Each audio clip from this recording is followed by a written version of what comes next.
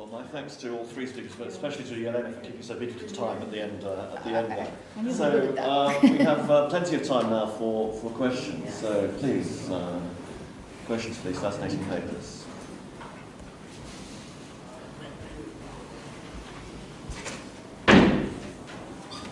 Okay. Thank you. Well, it's a question for Jelena. I've a few times, and you will help me in this, heard that Thomas More had a very special personal idea of conscience. And before him, nobody had really thought that conscience was a method to know between true and false. So now I've discovered that behind Thomas More is Jean Gerson. And I actually, it's a big part of my chapter, because the chapter is not a book on Gerson, Thomas More, but it's a chapter on influence of Gerson in 16th, and I wanted to do 17th century, but my book is now become second doctorate in history, so we are thinking maybe it's going to be too much, so it will be just influence of Gerson, just 16th century, because it's already becoming overwhelming. But there is a big part precisely on this, because and it's not only it seems like Thomas More brings it up from Gerson, but then after that it's been picked up by other British philosophers and poets, and it's for a while it seems like it's almost like a British thing, but it is definitely there, because it's not the word I don't think that Gerson used the word conscious the way More used. But the thought is definitely there. The concept is there. And so it's actually, I do follow this, the change, even like in a sense, linguistically, the change, how the word of conscious, becomes dominant word, particularly in the British literature. And how it is, it differs, because it does appear also in Germans, it appeared later, but it is a little bit different. But the conscious, as we use it in English now, it is due to More. But so yes, and I think so. I think so. And he is inspired by his permanent dialogue with Gerson. It seems like the closer he gets to death, more he dwells on him. Yeah, I was just wondering, what is the connection between conscience and some sort of concept of intuitive knowledge? I think in Gerson, which like everything else is like in him, unfortunately, or fortunately, or other fortunately, I think. He didn't have to be thinking linearly. He lived before Calvin. He didn't have to. He could handle paradoxes. It's a paradoxical mind. So when we try to take in Gerson and say, oh, that's what he thought, you can find opposite. And he doesn't seem to have a problem. It's still a medieval theologian. So in the sense that he sometimes says one thing, sometimes another. But he struggles with it, whether it is intuitive knowledge, and he's always torn between this what you call it, that he doesn't say intuitive knowledge, but it's what he means, and the reason, because as I said, Gerson never wants to let go of reason. He's terrified of letting go of reason, and part of the reason why he holds on reason is probably because of Charles. He's living at the time of the king's madness. They all witnessing king's madness, when he will have periods of lucidity and be himself, and then lose it, and people will manipulate his signs, laws, and Charles VI, and then so I don't think there is one concept that he has. He ever found the balance, but definitely what is characteristic of him is the desire, the hope to find this balance. That's what he's struggling with. And I think that what More is attractive for More in him, because it's this precisely this, because they're also troubled. I think we are troubled by this even now, the same thing. Yeah. With regard to the conscience, we yesterday night also had some considerations on that. But More was a jurist, and I was told by colleagues in the law faculty who wrote on that in England there existed already since the Middle Ages the Court of Conscience, which was the Court of Chancery. Yeah. So it was the Chancellor in England who represented the conscience of the king, and when a positive law, the application of a positive law, would create injustice, so this application could be suspended. And this is also a juridical principle of conscience, the court of conscience. And of course this has obviously roots in scholastic thinking in the Middle Ages. Right. Finding its way in theology, but also in jurisdiction. And Moore was a jurist, and it can be, it's even plausible. Actually, it's all together. I don't remember exactly because chapter is big, but we do talk about it in a sense that he also discusses of course, epikeia, how you say epikeia. I know how to write it, but I don't know epikeia. Okay, epikeia, and so that's. He's credited, at least some jurists says, because there is more legal literature on Gerson and Moore than it is purely historical literature. So had to go to actual legal journals to find out. But they're saying that they credited Moore for bringing some of the canonical law into the common law, and that by being a pioneer in it. But he was, for basically relatively short time, the chancellor. And then they're saying that Saint-Germain, for example, really took all the credits for that. But there is a huge legal aspect of this country. That just too large. But I don't think it's completely, for Moore, I don't think it was completely separated. But the argument with St. German will be really crucial there. Where exactly. He's the the whole one. argument about equity is around scholastic arguments about synderesis and right. on Moore's relation to that.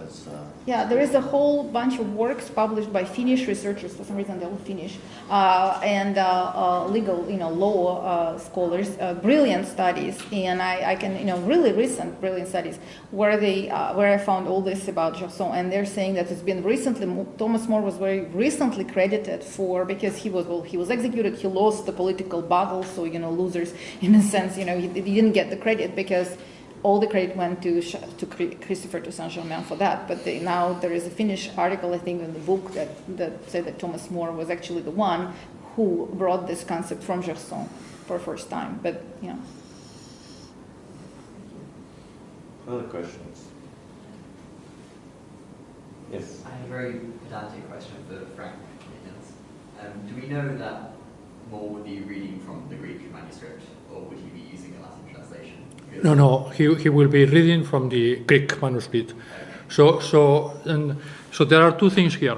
One is that Grossin acquired this manuscript in 25th of September 1499, when he was the rector of St. Lawrence. He was the teacher of More, and when More decided to study Greek. Okay, but also at the time there are Latin translations, and the phrase that I mentioned in Latin all the time is translated differently.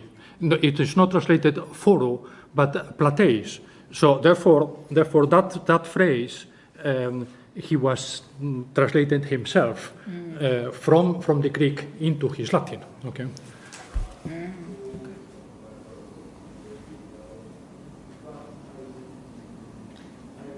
This is more a comment than a question, but I've always struggled for the right word for education in Moore's Utopia, and I'm delighted with this idea of eugenic education.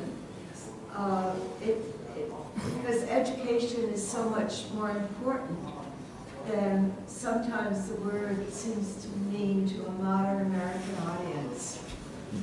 It's so much more comprehensive for all the citizens of Moore's Utopia. Well, certainly for Moore, and I think that generally speaking, for all of us, I hate to say this, but you have been affected. Major personality issues have been resolved by the fact that you become educated. You have been forced to learn things, and the eugenic education has a distinctly coercive element to it, because it is forcing you to know things, but beyond knowing things, you have to be able to apply them. And the application of knowledge, of anything, is wisdom. So we use those words, knowledge and wisdom, to mean two different things. And the wisdom, presumably, is supposedly going to be your access key to some higher order of being. Stephen Greenblatt, of course, has called that refashioning. How do you refashion yourself? Well, you learn things. Those of us who have been retired will learn new things to refashion ourselves so that we keep on going. But the point that I'm making here simply is that for Moore, education really was something that he thought was very, very essential to be able to create the society. How do you do it? How do you change people? We use the term education freely. It's a bad education. They suffer poor education, and therefore they're criminals and they're drug addicts and so on. Or we have other social problems that are all to be addressed by education. Teachers hate to be in loco parentis, but a teacher is a parent is a teacher. So you have that sense of education as really being a predominant aspect by which you attempt, very simply, to create a better society, a better world. So when the government takes money away from education, they are really taking your utopia away from you. Well, I'm not into utopias. That's okay. That's okay. God forbid. Can I make a small point? His great friend was John Collett. Yes. And John Collett was actually inventing education. Yes. And education for children, not specifically for the church. Mm-hmm. For the first time ever. Ever in years. That must have had an enormous effect on the world, because they all the time must have been discussing, does this work, doesn't that work? Mm-hmm. And you've got William Lilly writing the most successful book in the history of the world, his school book, which was still being used in the 19th century in British schools. I mean, almost unbelievable. Which incorporated a lot of work of Erasmus. And these brilliant men, and Moore had children, I don't think Lilly did, Erasmus certainly didn't, was sitting down discussing what would appeal to a young boy. How do you get him to learn his Latin verbs? What put a bit of fun in it, put a bit of invention to attract their imagination. Don't you agree? I mean, absolutely, sure. No, Lilly was very, very influential, and they were all friends. Yeah, exactly. Colette, and certainly and Moore were very good friends. And Erasmus, of course, as well. I mean, he provided a tremendous amount of his scholarship was dedicated to copybooks and how to do things and instruction. And his education of a Christian prince is a paradigm of moral education. So that and he hoped that Charles V would learn something from that book. But the point being is that they were all interested. Vives also, you mentioned Vives. He was a tutor, and Moore loved to teach his children. I think that his love for Margaret was proportional to the fact that she really learned things and was able to use them. You see, that was the clever. He was a very proud father. When she performed for Henry and read his letters, or read the letters, or talked about writing letters to Erasmus of all people, Moore kveld, as they say. He was very proud of her. And Moore writes to his school, when writing to his family, his school. Mm-hmm. Yep, very true. There's a question over here.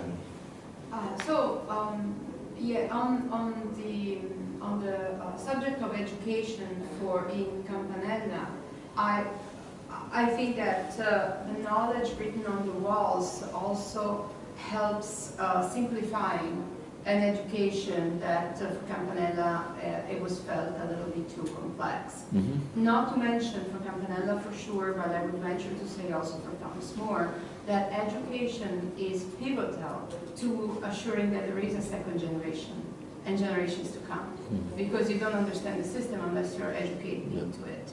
So it seems to me that there's also a self-perpetuation of the machine that is attained through education. And it's for the good. I mean, it's considered for the good. It's not an evil plan.